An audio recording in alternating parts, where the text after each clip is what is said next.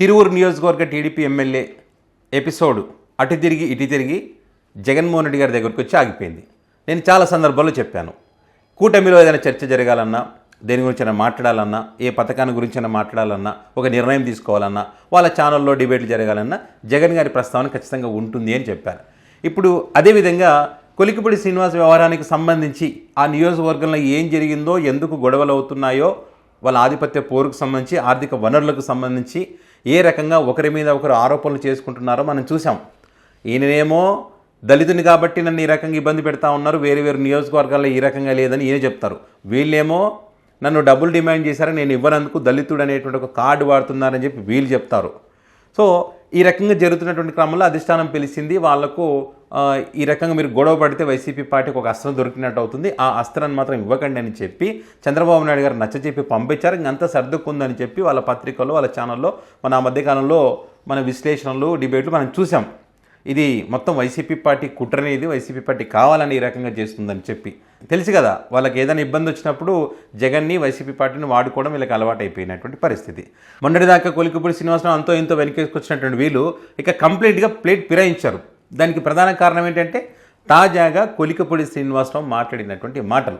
సర్దుకుంటుందిలే అనుకున్న క్రమంలో YCP party అంతా తప్పులు చేస్తూ ఉంది, కావాలని చిచ్చు పెడుతుందని ఏదైతే ప్రచారం జరుగుతూ ఉందో వాటన్నిటికీ చెక్కు పెడుతూ టీడీపీ పార్టీకి చెందినటువంటి రమేష్ రెడ్డి ఏదైతే ఒక గిరిజన మహిళతో మాట్లాడినటువంటి ఆడియో బయటికి రావడం, ఆ ఆడియోకి సంబంధించి గిరిజనులు ఎమ్మెల్యే కొలికిపూడి శ్రీనివాసరావు ఇంటికి దగ్గరికి నిరసన వ్యక్తం చేయడం, మరి కొలికిపూడి శ్రీనివాస్ కూడా అధిష్టానానికి తెలియజేశాను, 10 రోజుల్లో 10 రోజులని చెప్పి కూడా ఇంతవరకు నిర్ణయం రాలేదు, 48 గంటల డెడ్ లైన్ పెట్టడం జరిగింది, సస్పెండ్ చేయకపోతే రాజీనామా చేస్తానని చెప్పినటువంటి క్రమంలో అప్పటికి కూడా టీడీపీ పార్టీ సరేలే చూద్దాం, ఈ అంశానికి సంబంధించి ఆలోచన చేద్దాం, సర్ది చెప్దామని చెప్పి అనుకున్నారని చెప్పి ఒక కమిటీని కూడా వేశారంట. ఆ కమిటీలో కూడా విచిత్రం. ఆ కమిటీ ఏంటంటే ఎవరైతే వాళ్ళ వల్ల ఇబ్బంది పడతా ఉన్నాను, ఎవరైతే వాళ్ళ అండ చూసుకొని రెచ్చిపోతున్నాడని చెప్పి ఈయన కొలికిపూడి శ్రీనివాస్ చెప్తా ఉన్నాడు. ఈ రమేష్ రెడ్డి విజయవాడ ఎంపీ చిన్ని వర్గం, ఆయన కనుసనల్లోనే అంతా జరుగుతూ ఉందని చెప్పి ఈయన ఆరోపణలు చేస్తూ ఉంటే కమిటీ మెంబర్గా అంటే విచారణ చేయమని ఒక నివేదిక ఇవ్వమని చెప్పి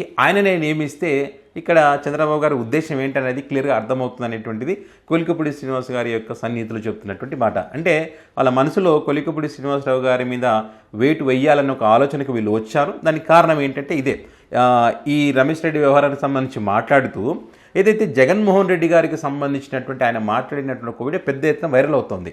అనేక టీవీ ఛానల్లో ఆ అంశానికి సంబంధించి చర్చ కూడా పెట్టారు. విశ్లేషకులు సైతం దీని గురించి మాట్లాడుతూ ఉన్నారు. రాజకీయ పొలిటికల్ సర్కిల్లో కూడా పెద్ద ఎత్తున చర్చ జరుగుతుంది దీనికి సంబంధించి. ఏమన్నారు ఆయన, జగన్మోహన్ రెడ్డిని తిట్టడం లేదని నా గురించి మాట్లాడుతూ ఉన్నారు, జగన్మోహన్ రెడ్డిని తిట్టాలని చెప్పి మనకు ప్రజలు ఓట్లు వేసి గెలిపించారా, ఇంత భారీ విజయాలు, ఇంత అద్భుతమైనటువంటి విజయాన్ని ప్రజలు మనకు కట్టబెట్టడానికి కారణం ఏంటి, జగన్మోహన్ రెడ్డి కన్నా ఇంకా మంచి చెయ్యాలని, అంతకు మించి మంచి చెయ్యాలని మనం గెలిపించారు, అంతే తప్ప జగన్మోహన్ తిట్టాలని పదే పదే అంటే ప్రజలకు విరక్తి కలుగుతుంది, మన మీద ఆల్రెడీ విరక్తి కలిగిందని చెప్పి ఆయన మాట్లాడడం. అంటే జగన్మోహన్ రెడ్డి గారు అద్భుతంగా పాలన అందించారు, అంతకు మించి మంచి పాలన అందిస్తారనే ఉద్దేశంతోనే మనల్ని ఎన్నుకున్నారని చెప్పి ఆయన ఆ మాట్లాడినటువంటి మాటలకు సంబంధించి చర్చ జరుగుతున్నటువంటి క్రమంలో ఇక ఆయనను ఉపేక్షించేది లేదు, ఆయన మీద వేటు వేయాల్సింది అనేటువంటి డిమాండు కార్యకర్తల నుంచి వస్తూ ఉంది. మరి ఆ నియోజకవర్గానికి సంబంధించి అక్కడ ఈ 9 నెలల కాలంలో ఏం జరిగిందనే దానికి సంబంధించి ఒక నివేదిక చంద్రబాబు నాయుడు గారికి చేరింది. ఇక ఉపేక్షిస్తే చాలా కష్టమని చెప్పి ఒక ఆలోచనకు వచ్చారు. ఈ ఒత్తిడి కూడా ఎక్కువైపోయిందంట కార్యకర్తల నుంచి ఒత్తిడి. ఆయన చూస్తూ ఊరుకోవాలా, ఆయన కమిషన్లు ఇస్తే మనం తీసుకోవాలా, ఆయన చెప్పినట్టు వినాలా, ఆయన చెప్పిందే వేదం, అక్కడ కుదరదు కదా, అట్లా జరిగితే పార్టీ నష్టపోయేటువంటి అవకాశం ఉంటుందని చెప్పి ఒకప్పుడేమో పార్టీ ఈయన వల్లనే అక్కడ బలపడింది, గెలిచిందని చెప్పిన వాళ్ళు ఇప్పుడు ఆయన వల్లే పార్టీ నాశనం అయిపోతుంటే చూస్తూ ఊరుకోవాలా, చంద్రబాబు నాయుడు గారికి మంచితనం పనికిరాదని చెప్పి ఒక ఒత్తిడి తీసుకొచ్చినటువంటి క్రమంలో మరి చంద్రబాబు నాయుడు గారు ఏ నిర్ణయం తీసుకుంటారనేది ఇక్కడ ఆసక్తిగా మారింది. ఎందుకంటే చంద్రబాబు గారి చాణక్యానికి ఇది ఒక సవాలనే చెప్పొచ్చు. ఒక పక్క కార్యకర్తల ఒత్తిడి, ఒక పక్క వీళ్ళకి అనుకూలంగా ఉండేటువంటి మీడియా పెద్ద ఎత్తున వెయిట్ వేయాలి, సస్పెండ్ చేస్తేనే ఇంకా ఎవరైనా బ్లాక్మెయిల్ చేసే వాళ్ళు ఎవరైనా ఉంటే కూడా అందరూ సైలెంట్ అవుతారని చెప్పి ఒక పక్క వీళ్ళు చెప్తున్నటువంటి పరిస్థితి. అదేవిధంగా కొలికిపూడి శ్రీనివాసరావు గారు కనుక ఆయన మీద వేటు పడినా, రాజీనామా చేసిన సంచలన విషయాలు బయట పెట్టేటువంటి అవకాశం ఖచ్చితంగా ఉంటుందనేటువంటి చర్చ కూడా జరుగుతున్నటువంటి క్రమంలో మరి చంద్రబాబు గారి నిర్ణయం ఏ రకంగా ఉంటుందనేటువంటిది ఆసక్తిగా మారింది. ఒకవేళ గనక మళ్ళీ ఆయన వేటు వేసినా లేదా కొలికపూడి శ్రీనివాసరావు గారు రాజీనామా చేసినా అక్కడ కనుక ఉప ఎన్నిక వస్తే ఏంటి పరిస్థితి అంటే ఖచ్చితంగా వైఎస్ఆర్ కాంగ్రెస్ పార్టీ ఊహించినటువంటి మెజారిటీతో గెలవడం ఖాయం అనేటువంటి మాట గట్టిగా వినిపిస్తోంది. ఎందుకంటే వీళ్ళు అధికారంలోకి వచ్చినప్పటి నుంచి కూడా ఈ నియోజకవర్గంలో ఎప్పుడు చూడనటువంటి పరిస్థితులు, ఎప్పుడు కూడా ఇలాంటి పరిస్థితులు చూడలేదు. ఆధిపత్య పోరు సంపాదించుకోవడం, ఆర్థిక వనరులు, ఈ రాసలీలలు, ఆడియో రికార్డులు బయటికి రావడం, ఒకరి మీద ఒకరు నిందలు వేసుకోవడం, ఇది తప్ప ఆ నియోజకవర్గ ప్రజలకు చేసింది శూన్యం, ఏమీ లేదు.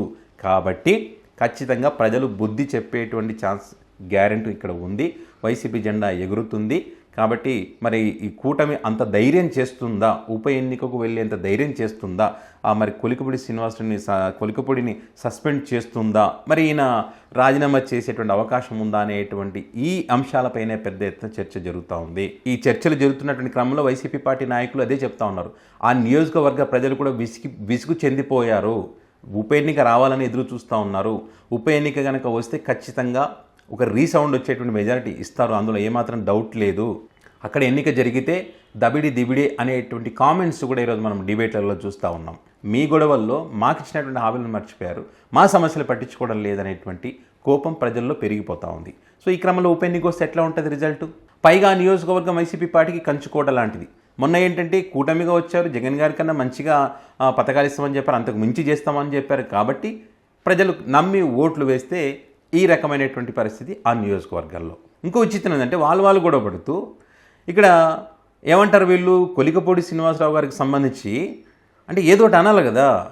ఎందుకు ఆయన మీద వేటు వేయాలంటే, ఆయన సస్పెండ్ చేయాలంటే ఏం చేయాలి? జగన్మోహన్ రెడ్డికి సపోర్ట్ చేస్తున్నారు, వైసీపీ పార్టీకి సపోర్ట్ చేస్తున్నారు అనేటువంటి చర్చ మళ్ళీ తీసుకురావాలి. దానికి సంబంధించి పెద్ద ఎత్తున వాళ్ళ అనుకూల మీడియాల్లో విశ్లేషణలు, డిబేట్లు పెడతా ఉన్నారు. వాళ్ళు చెప్తా ఉన్నారు కొలికపూడి శ్రీనివాసరావు అంట అధికారం ఎమ్మెల్యేగా గెలిచినప్పటి నుంచి వైసీపీ పార్టీకి సపోర్ట్ చేస్తూ ఉన్నారంట. ఎక్కడ సపోర్ట్ చేస్తారో నాకైతే అర్థం కాలేదు. ఎమ్మెల్యేగా గెలిచిన మొదటి రోజు నుంచి కూడా వైసీపీ పార్టీనే టార్గెట్ చేస్తాడు ఆ నియోజకవర్గంలో.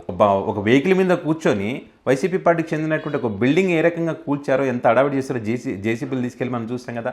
రాష్ట్ర వ్యాప్తంగా పెద్ద ఎత్తున చర్చ జరిగింది అది. మరి దానికి సంబంధించి వీళ్ళు మర్చిపోయారా? మరి అదేవిధంగా వైసీపీ పార్టీకి చెందినటువంటి నాయకులకు సంబంధించిన ఒక రోడ్డు వ్యవహారానికి సంబంధించి కూడా అది అధికార పార్టీకి చెందినటువంటి వాళ్ళకి సపోర్ట్ చేస్తే వాళ్ళు ఒక మహిళ ఆత్మహత్య చేసుకుంటే హాస్పిటల్ చేరినటువంటి పరిస్థితి. మరి ఇది వీళ్ళకి గుర్తులేదా?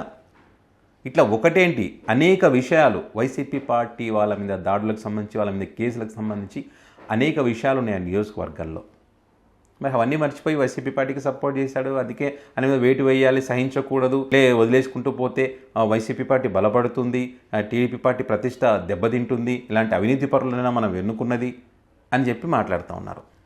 అంటే మీకు జగన్ గారి గురించి మాట్లాడినంత వరకు ఆయన గొప్పోడే, జగన్ గారి పాలన బాగుంది, మన జగన్ గారిని తిట్టడానిక నేను తిట్టను అంటే ఆయన అవినీతి పరుడు అయిపోతాడు. సో అంటే వీళ్ళ ఆలోచన విధానం ఎట్లా ఉందనడానికి ఇది ఒక ఎగ్జాంపుల్. ఏదేమైనా కూడా కొలికపూడి శ్రీనివాస్ వ్యవహారం మాత్రం టీడీపీ పార్టీకి తలనొప్పిగా అయితే మారింది. ఇక్కడ కనుక మరి ఈయన రాజీనామా చేసి ఆయన సస్పెండ్ చేసినా మరి అంత ధైర్యం చేస్తారా అన్నది మాత్రం చూడాల్సింది. ఇక్కడ జీవిరెడ్డిలాగా ధైర్యం చేసి రాజీనామా చేసి వెళ్ళిపోతారా అంటే మరి ఆలోచించాలి. ఇక్కడ చేస్తారో చేయరో తెలియదు. ఒకవేళ చేస్తే కనుక ఉప ఎన్నిక వస్తే మాత్రం ఖచ్చితంగా వైసీపీ పార్టీ జెండా ఎగరడం ఖాయం అనేటువంటి అభిప్రాయాలు అయితే గట్టిగానే వినిపిస్తున్నాయి. సో మరి దీనికి సంబంధించి మీ అభిప్రాయాన్ని కామెంట్ రూపంలో పెట్టండి.